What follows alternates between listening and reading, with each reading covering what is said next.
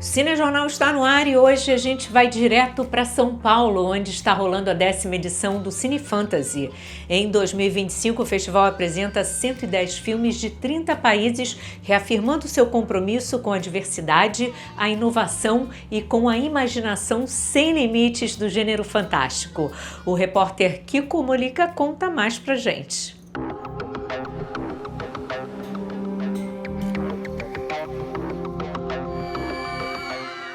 Monstros, heróis, sonhos e pesadelos ocupam o Centro Cultural São Paulo até o dia 14 de setembro com a 16ª edição do Cine Fantasy, Festival Internacional de Cinema Fantástico que conta com 110 filmes de 27 países em sua programação. O festival ele tem 16 edições. Lá no início era complicado falar sobre cinema fantástico. O que é o cinema fantástico? Hoje não. Hoje você fala fantástico, todo mundo já tem ideia que eu estou falando de ficção científica, fantasia e de horror. Então a gente já tem um público especializado para consumir esse fantástico. Dani! He never talked to anybody about it, any of our friends. But at some point he just started, avoiding physical activities at school. He said he was bored with them. O Ordem, um filme dirigido por um brasileiro, coproduzido com o Canadá, foi o título escolhido para abrir o Cine Fantasy. Podemos dizer que temos um brasileiro dirigindo um filme de super-herói? Tecnicamente, sim. Apesar do Ordem ser um filme de super-herói, mas contado como se fosse um documentário. Ele explora a aparição do primeiro super-herói no mundo, que aconteceu em São Paulo, né? Uma história fictícia, logicamente, mas ele é contado como se fosse real. E aí tem toda a parte da sociedade política, do sistema, como é que isso acontece, tá? Então ele é muito distante dos filmes da Marvel e ele é mais próximo de filmes mais políticos, né? Então ele tem essa pegada mais realista mesmo. Ficou com o Giovanni de Lorenzi o protagonismo dessa história. Me fala sobre este super-herói brasileiro. Pois é, o Ordem, que é o Daniel, né? Na verdade, ele é um adolescente que descobre os poderes ali cedo e ele vai ganhando popularidade, vai combatendo o crime, vai tendo as próprias opiniões sobre o que ele está fazendo e acaba ganhando notoriedade demais. E aí a sociedade começa a discutir ali qual que é então o papel. Se tem um super-herói, se tem alguém com todo esse poder, como é que a gente confia nele para ele discernir então o que é certo e o que é errado? Eu acho que o Brasil tem muito para oferecer para a questão de filmes de gênero, de tudo esses sci-fi ou de terror. Ogiva, O Mundo Não É Mais Nosso é um dos 3 títulos brasileiros que estão participando da mostra competitiva de longas. Me fala da opção pelo fantástico para contar essa história. O fantástico é uma coisa que eu sempre me conectei muito, assim, eu sempre gostei da coisa lúdica, né? Eu vim da animação, né? Que queira ou não, sempre vai para um lado mais lúdico, então o fantástico sempre me atraiu muito. Então, qualquer história que eu penso em contar, eu gosto sempre para essa alegoria da fantasia. O Ogiva se passa num mundo onde ele foi devastado por ogivas nucleares, por conta de uma invasão de seres interdimensionais. Ele é baseado num quadrinho brasileiro, né? Do mesmo nome, o Ogiva. Então a protagonista é a mesma, que é a Pilar, que ela é uma ex-policial que está vivendo nesse mundo. Ela tinha uma filha, mas ela perde a filha nesse mundo. E aí essa jornada dela meio que se reencontrando nesse mundo, tentando entender por que ela ainda está... Qual é a motivação dela para ainda sobreviver nesse mundo, mesmo depois de perder a filha dela.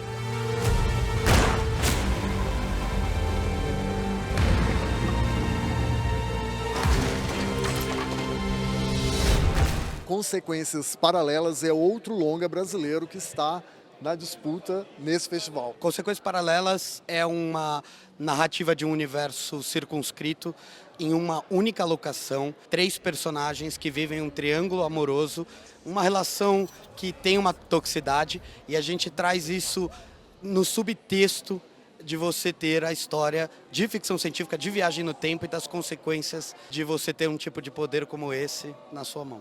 Eu tô vivendo nessa realidade aqui, passando o tempo até que eu decido voltar algumas horas atrás. O cinema fantástico sempre traz um pano de fundo muito legal para contar qualquer tema, qualquer coisa, mas eu acho que principalmente como a gente tinha a ideia de fazer um filme menor no sentido de produção, a viagem no tempo trazia mais possibilidades do que podia acontecer num único ambiente, né? Então, tipo, são várias cenas diferentes acontecendo lá naquele mesmo lugar, mas na verdade são cenas espaçadas, digamos assim. Então acho que ele traz essa liberdade a mais de poder, com pouco, fazer bastante coisa, entendeu? Eu acho que o brasileiro em si, ele é um povo que gosta de ficção científica. E a gente sempre teve essa estigma de ir buscar sempre as produções internacionais. E a gente tem muito talento aqui, muita gente boa, disposta a fazer histórias criativas, legais, e eu acho que isso tem se mostrado na tela e chegado até o público e ressoado com o público. Quando o Sangue Flui, de Kainan de Paulo e Pedro Vale, é o terceiro longa brasileiro em competição. É uma premiere mundial de 2 diretores cariocas que eles bebem do cinema nacional. Então você vai ver aí Rogério Sganzella, Neville de Almeida, cinema da boca, cinema marginal, misturado com antropofagismo. Então, um filme PB passa na zona sul do Rio de Janeiro, com vampiros e praias, e muito sangue. Eu falo que o Brasil hoje, os filmes brasileiros, curtas brasileiros, tem um DNA com a brasilidade muito presente, diferente das edições anteriores. Se você não estiver em São Paulo, você pode assistir os 90 curtas-metragens, são as 12 sessões competitivas de curtas, na plataforma Darkflix. É só fazer um cadastro, totalmente de graça, e vai estar disponível de 2 até o dia 14 na plataforma.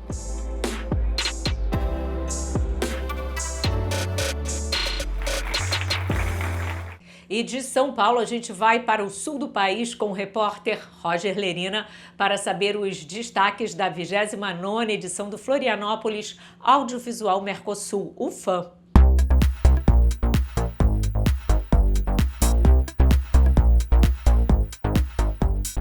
O 29º Florianópolis Audiovisual Mercosul traz para a capital catarinense a exibição e a discussão de filmes brasileiros, latino-americanos e, no FAM 2025, também da Península Ibérica. Além da exibição de filmes, são mais de 70 títulos de 11 países, há também toda uma atividade relacionada a discutir e pensar o audiovisual no continente. São encontros, rodadas de negócios, apresentação de projetos.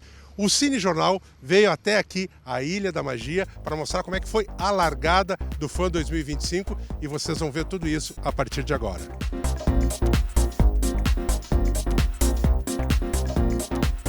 Feliz de ver muita gente falando um castelhano selvagem, um portunhol. Porque isso foi Mercosul e o FAM esse ano, ele é ibero-americano, né? Principalmente na parte de mercado.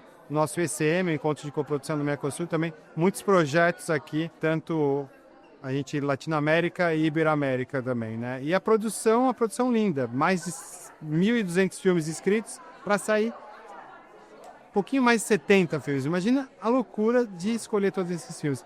E sempre o FAM tem um gostinho a mais, porque tem 5 filmes que a gente não sabe o que vai sair, que é o projeto Paralipan Vision, né? Que são 30 jovens entusiastas do audiovisual que se juntam aqui em 100 horas, 4 dias e 4 horas, para produzir 5 curtas que a gente sempre consegue ver no último dia do festival.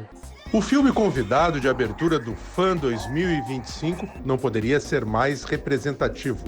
Notícias da Lua, que trata do autismo de maneira lúdica e inclusiva. O roteiro fala de uma criança que visita um planetário e um menino autista que tem hiperfoco em astronomia. E lá ele descobre que a Lua sumiu e aí com a ajuda do zelador da escola, ele descobre que na verdade ela só estava na sua fase nova e é mais difícil de ver na fase nova, assim como o autismo de nível 1 de suporte. Com 27 anos eu descobri que eu sou autista. Quando eu tinha uns 11 anos eu fui essa criança que visitou um planetário. Foi uma grata surpresa tá aqui no FAM. Esse filme ele tem uma linguagem infanto-juvenil, infantil, e aqui no FAM é um festival para adultos. A mensagem que a gente quer trazer também precisa ser passada para os adultos, sabe? Porque são os adultos que julgam. Eu sei que você sabia o que aconteceu com a Lua. Algumas pessoas, né, acham que os autistas não podem fazer qualquer coisa, mas eles podem. E daí eu tenho uma mensagem aqui sigam os seus sonhos. Eu acho o filme muito delicado, sabe? Certo, tem uma inteligência muito grande, porque ele motiva as pessoas a perceberem aquilo, sabe? Ele não didatiza também, nada disso. Astronauta. Nós nos preocupamos com a acessibilidade já há muitos anos, desde 2012 a gente se preocupa bastante. Isso é a magia do cinema, né? Todo mundo junto, igual ali assistindo o filme na tela. Um dos pontos fortes do FAM é a oportunidade de intercâmbio entre realizadores de diferentes nacionalidades, todos unidos com o mesmo propósito de promover o cinema, especialmente aquele feito na nossa região latino-americana. Claro, los festivales, tú te das cuenta que mientras más ediciones tengan, son festivales que van creciendo y la familia del festival se va aumentando. Entonces ya tú ves el trabajo y la continuidad y el esfuerzo de los organizadores del festival. Para nosotros, nuestras expectativas es conocer gente del mundo entero, este festival internacional, para poder hablar de coproducción, de formación, hablar del futuro del cine en América Latina, hablar de posibles trabajos juntos. Não é uma curadoria única, não é uma curadoria de um ser iluminado, não é uma curadoria sobre o melhor filme, é uma curadoria sobre um conjunto de sensações, emoções e até mesmo esperança, sobre muitos temas difíceis, muitos temas que às vezes são pesados, muito sobre memória, também sobre aquele máximo que a gente faz porque a gente continua acreditando que a gente pode ter aquele mundo que a gente tem gosto de viver.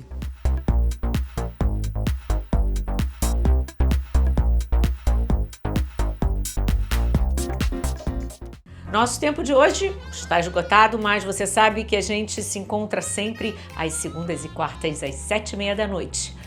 Beijo enorme para você e até a próxima.